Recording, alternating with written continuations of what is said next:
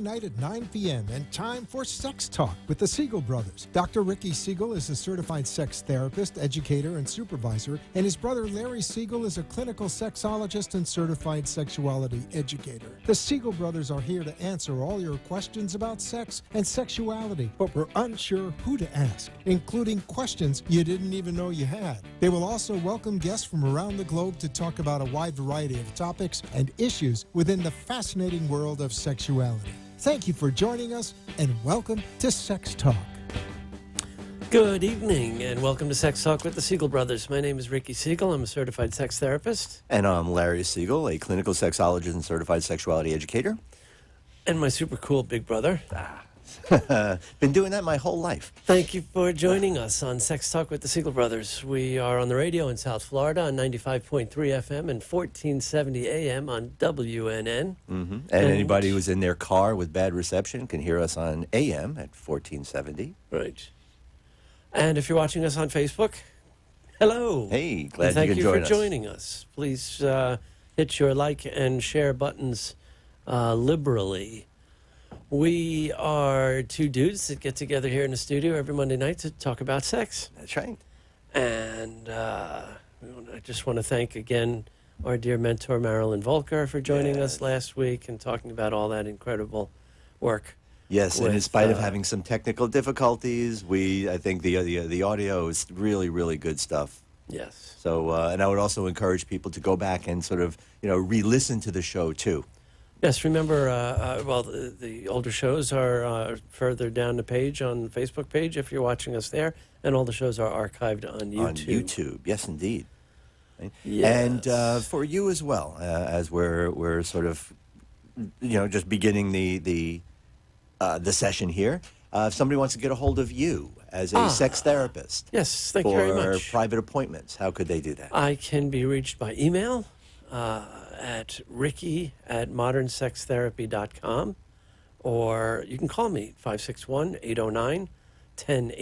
Mm-hmm. I'm sure Freddie will run the crawler. There you go. Thank you very much. And it's right there up on the screen. You can Good. take note of my number and the number here in the studio. If you want to call up within the next half hour, we're on until 9:30, and join the conversation, please do so at 888-565-1470. That's right. And if you have any questions or concerns or comments, anything related to sex therapy, or if you have been in sex therapy or have experienced that, call us up. We'd love to hear what your experience was like as well. Maybe you can find a way to share some of that. And, again, that's what we're going to be focusing on tonight. Yeah. And before we start, I just want to throw another little piece out of there, really more in the lines of your bona fides.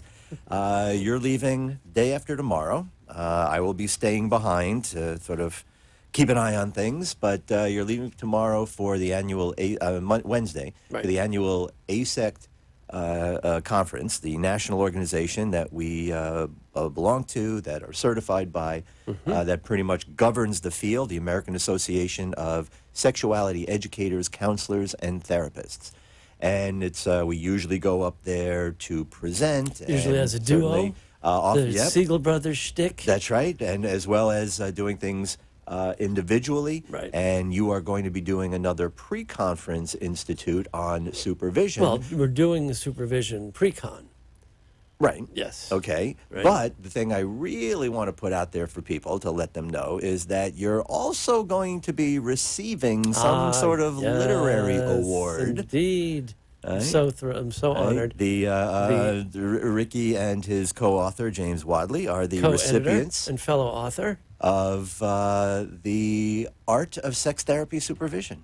The ASECT Book Award. Yes. That's right. Thank you very much. That's right. Yes. Which is And this James, is a national book award. Kudos to you. Yes, one of the congratulations. most incredible human beings I know, James Wadley from Philadelphia. So the conference will be in his hometown, and of course our older brother Skip.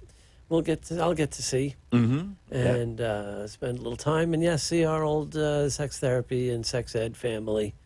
That's the only plus side about this field being so small. Yes. Is that we have we kind of know everybody. Everybody knows each other. The collegiality is really great. Yeah, it's like a family reunion every year. And that's what I miss most, the few occasions that I can't go up there. I know. And do the conferences. But yeah, do miss that, do value that. But again, I want to congratulate you again. Thank you very much. It was quite a process, and it's a great honor. So. Yes, and thank you again for being a editor, going through absolutely every chapter, working hardest, especially on my own, and forever sharing this honor and all of our 13 or 15 chapter authors. Yeah. Yeah. Yeah, quite a big deal. Yeah.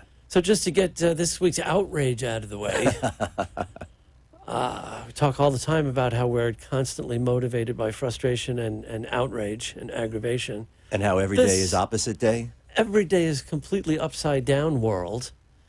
This in the news today from the Washington Post, Alabama. They haven't been making enough headlines lately with their 19th century sexual values. Apparently is one of 2 states in the country. I never heard about this. I don't know if I never heard anybody talk about this, but in Alabama and Minnesota, rapists have parental rights. That's right. And can fight their victims for custody. Right. And for you progressives out there, there's a real lesson here. Right? You can take heed that in Minnesota and Alabama, just because you're a rapist doesn't make you an unfit parent.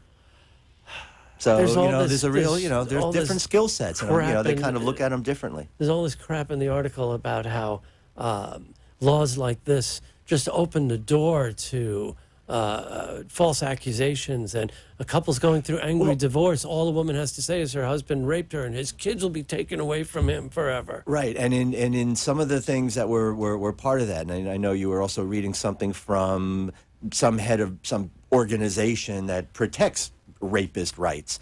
But that's, you talk about how deep the misogyny goes. It's really sickness. And how systemic it is. That characterization. That's women hating. Yeah, directly referring to women basically as conniving monsters who, with any opportunity, will make up stories just to get at a guy. I mean, there's this deep sort of defining rhetoric it's disturbing. In so many ways we are moving not just backwards, but we're moving backwards at seeming light speed. And I think you're giving Alabama a little too much credit by referring to their 19th century value system. I don't know that they're that progressive on some of these issues.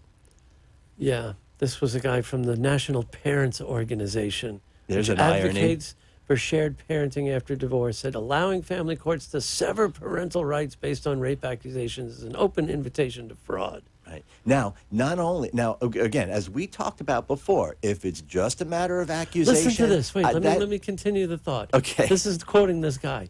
Taking a person's child away is a grievous act, he said, and if it is done to an innocent parent, you are also denying the child a fit parent forever and putting her into the sole custody of a ruthless parent who is willing to fabricate a heinous accusation. Right. Which is kind of how they define women. Even if a person is convicted of rape, this guy goes on the record in the Washington Post as saying there's merit on both sides of this issue and we have no position on it either way. Right. Even in a conviction. I can understand those states that specifically say that an accusation might not be enough, but in the face of a conviction, parent rights are terminated. We have a criminal justice system, isn't it?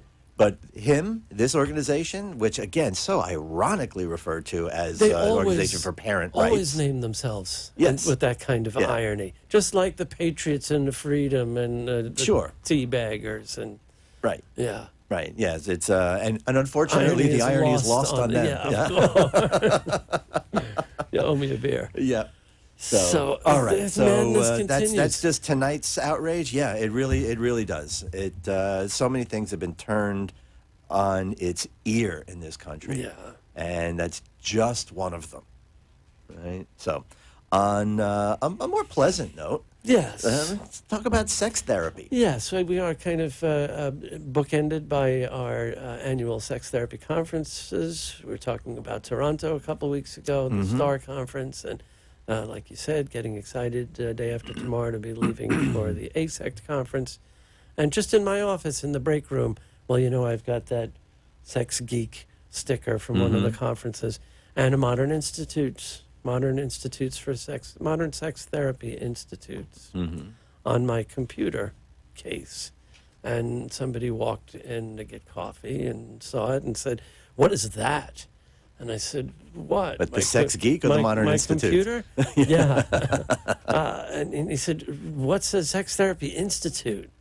And I said, "Well, we train therapists and mental health and medical professionals to do sex therapy and sexuality counseling and medical sexology." And he went, "Oh." And I said, "What did you think it was?" And he thought, I thought it was like an institute, like a psych hospital where you send crazy sexual deviants or sex offenders to. No, that's called Senate. And he really had and so, good idea. We haven't in a long time to talk about sex therapy and some of the ongoing, continued myths and what it is and what it isn't, and when people should consider calling a sex therapist. Yeah. We're still in a place, even though there has been a lot more sort of publicly talked about and mentioned. We have a number of TV shows, but it kind of sort of fell back behind the couch cushions. I was going to say, where's all this? There's been a couple of shows on TV recently, on cable or on the internet. It's hard to tell anymore where these shows are. But Christiane Amanpour had a show, Lisa Ling had a show, but not, not so much. Yeah. There's not that many resources to inform and educate that's kind of lascivious and right, and voyeuristic exploitive and going for titillation. A healthy, informative, educational sexuality program really doesn't exist. Yeah.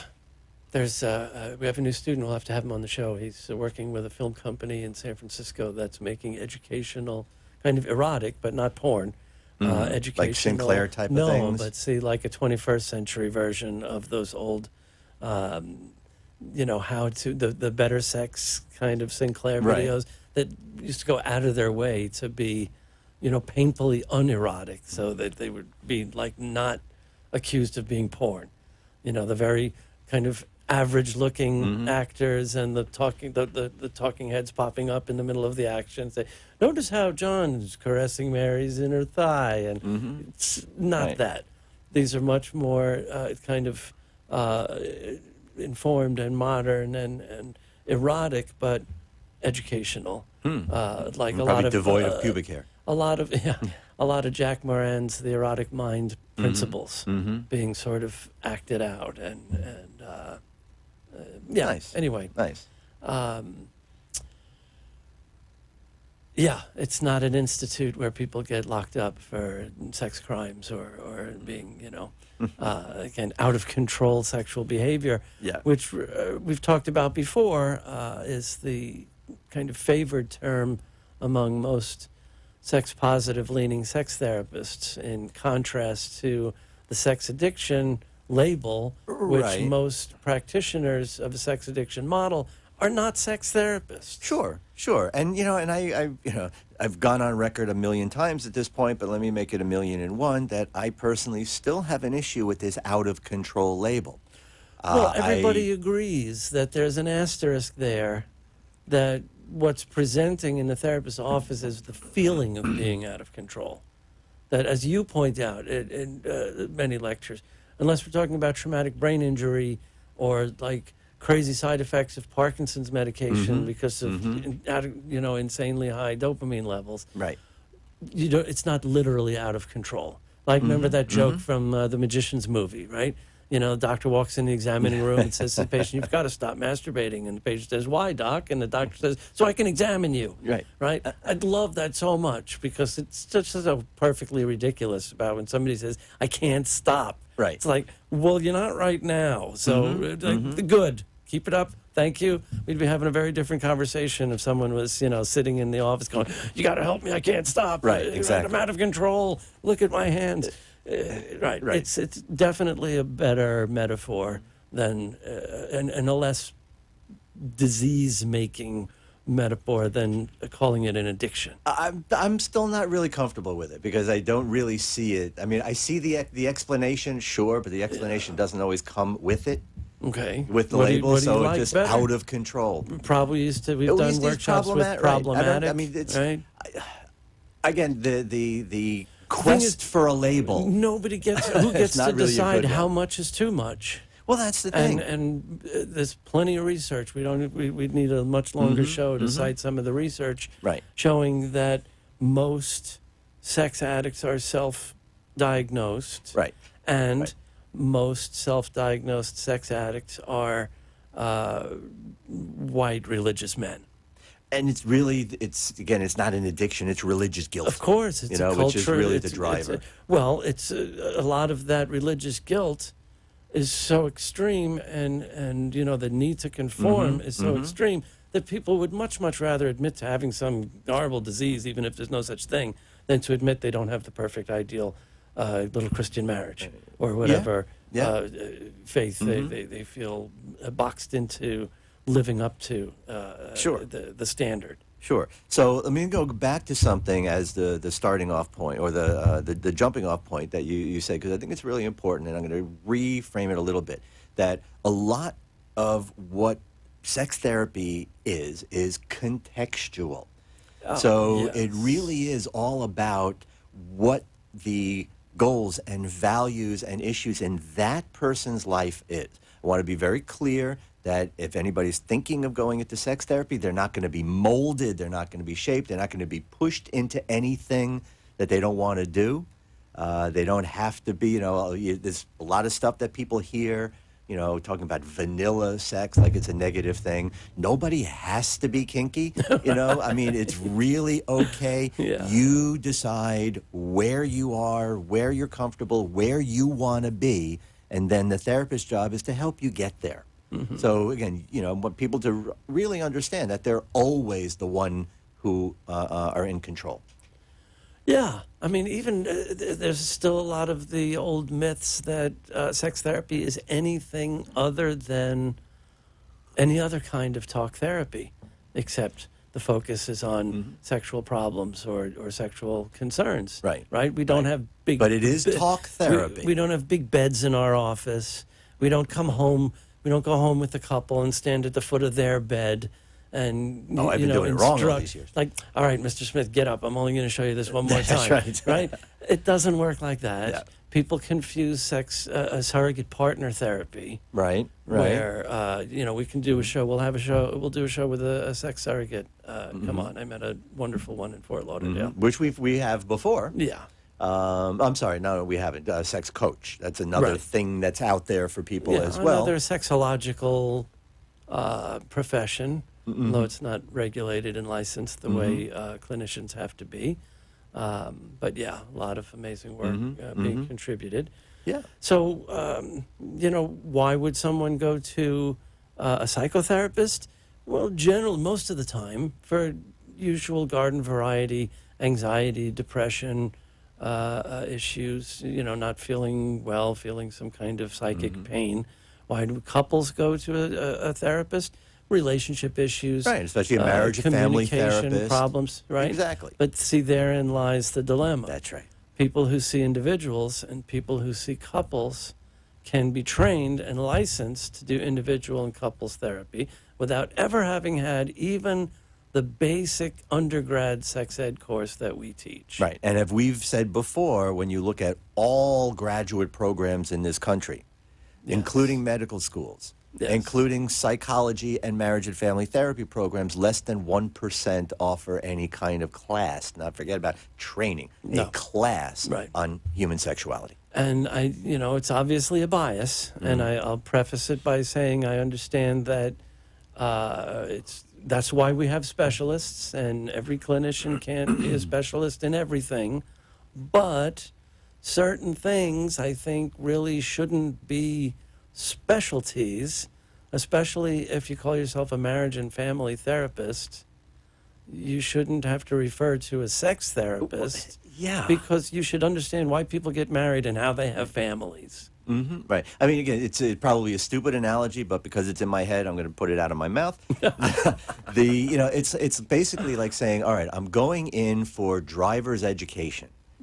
Right? Am I going to have separate professionals for driver's ed? Well, no. This one only works in reverse. Right? So this one will help you back up. No, you need a special person to help you park. If you're going to be driving on the highway, I'm sorry, that's different than driving in town. That's out of my wheelhouse. I better it would hand you off nothing. to another instructor. Right. Nothing short of ridiculous, but this is kind of what we're seeing. I hope to say it a million times before I die. Couples counselors that don't talk about sex are like plumbers that don't do toilets. Right? Ceci, we love you too. Ceci. We miss you. We got to get together. You Yes. crazy kids. So, no one in their right mind would tolerate a plumber that didn't do toilets, right? Because everybody knows, toilets only will back up and start overflowing at 3 a.m. on a Sunday. Or if the plumber basically came in with the person who called them had the expectation that, they're going to come fix my toilet, but they're talking about, no, here's the position you should sit in. Maybe you should think about you changing your diet instead of working on the toilet. They only do sinks and showers. They don't do the T word because they went to a very conservative plumbing school and they only taught them sinks and showers because T's are... But if you just sit the right way, then the toilet issue takes care of itself. But it's already clogged and backing up. Well, that's... I mean, again, so how many to carry think the analogy the communication further, is all the answer? I believe, and don't mean to offend. Well, I probably, you probably do. But to carry the analogy one step further, how do you have an expert in broken plumbing who's not a plumber? Yeah. Right? Yeah. So sex addiction therapists who have no training in sexuality but yet claim expertise in broken sexuality. You got to be a plumber. You got to know how to install a toilet before you could fix a broken one.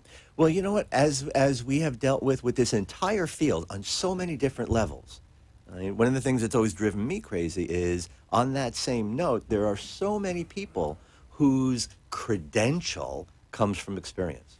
So, you know what? I've used a toilet. That makes me an expert on toilets. Somebody in that article I was just referencing in the Washington Post was a lawyer who was conceived by rape. Talk about, All right. So, so what kinds of things do people see sex therapists for? Yak right through our time. Right. There is a section of the DSM, the diagnostic manual for making the call if something rises to the level of mental illness, and that in itself is weird when we're talking about sexual problems, because if someone is having a performance like a sexual response issue, difficulty orgasming or losing erections or difficulty getting aroused, ejaculating very quickly, right? If you look at it from the kind of plumbing perspective, a medical perspective, people think of it, go to the urologist and get some Viagra or something. It's hard sometimes for people to recognize why it's under this umbrella of mental illness, right? Because there's usually some underlying anxiety that's contributing, some performance pressure, some script, some cognitive behavioral thing, some script that was laid down years ago that says sex should look like this, and if yours doesn't, you're broken. And so you got to go to a therapist. So a lot of it is, normalizing. And as we discuss often, many times what presents as a sexual dysfunction or a sexual problem is just symptomatic of a relationship Right. problem. I refer to it as sexualized problems. Sex takes the hit for the problem between the couple. It's a casualty, exactly. So, sex therapists have to be aware that sometimes we kind of shift lanes where we have to be psychotherapists, we have to be couples counselors, we have to be sex therapists, and sometimes bouncing back and forth in those roles. Sure. It's a very, more so than most, I would say, with my obvious bias, but it's a very cross-trained kind of modality. Right. It's a lot of medical knowledge and awareness, and we're always talking about the integrated dream teams, Absolutely. working with other clinicians and integrating sex therapy. Most of my career, I've always been basically saying that one of the things I love best about being a sex therapist is that it, more than any other field, any other profession, requires such a broad base of knowledge. We have to be able to speak a lot of different languages. All of the medical specialties, we've got to speak that language. Right. All of the psychological and psychiatric areas, we've got to be able to speak And the language. educational And the as well. social and the education and the advocacy part. Yeah. I don't think there's any other profession that really requires as broad a base of to be good at it. Yeah, You know, sure. qualify. And again, I will say there are a lot of people in every profession that just aren't that good at it Well, and are very yeah. narrow in their focus, and they only do one little thing. But to really do this work, we got to look at that bigger picture, Sure. right? Because it's like you said, we're constantly moving in and out of things. So as the old adage goes, well, old and adage, I guess, is redundant, but Yeah. all roads lead to Rome. Mm-hmm. And, many different kinds of clinicians come to sex therapy from psychoanalytical kinds of areas, old school psychiatrists and psychologists, social work, as you said, marriage and family therapy, counseling, folks from an attachment kind of perspective, other sort of, I say with no malice intended, trendy kinds of modalities like emotionally focused therapy and Gottman's work with couples all integrate so perfectly with sex therapy. Right. Right. And, I also want to say for people that are listening and hearing and just kind of considering that too, that I think there's also kind of another balance that people in understanding this stuff needs to strike, in that I think the majority of people at some point in their life are going to have a sexual issue. Doesn't mean a problem. So if a guy, for example, has an occasional difficulty getting an erection, I don't even That want to say doesn't- getting an erection. yeah. It just may, difficulty. It may not be difficulty. It just may not be at any given time. It's not doing what I wanted to do. Right. That's that doesn't not mean necessarily he has a problem. dysfunction. Exactly. Right. A woman who, up in her mind, wants this to happen, but the body is saying, no, not tonight. today. Doesn't have to be Right. looked at as a problem. Sex therapists should be judicious in labeling people with having disorders or dysfunctions or illnesses. Exactly. And I think across the board, people should also look at diagnoses as sort of a statement of work, a statement of issue, not a defining identity, because a lot of people will do that. If a guy is basically seeking Oh, of treatment for course. rapid ejaculation, People what we call become- premature People ejaculation. become their diagnosis. Right, exactly. That doesn't mean he's a premature ejaculator. He's a guy that is working on this, is dealing with this. Yeah. And there are a lot of strategies that people have. Well, you know what the music means. Yes, my- indeed. My So, dear brother, my friend. That's our time for this week. Yep. But Yeah. thank you for listening. Thank you for joining us. Please share on Facebook and tell your friends Follow, to join too. us next Monday and every Monday at 9 o'clock for Sex Talk with the Siegel Brothers. Yes. Thank you, and have a great week.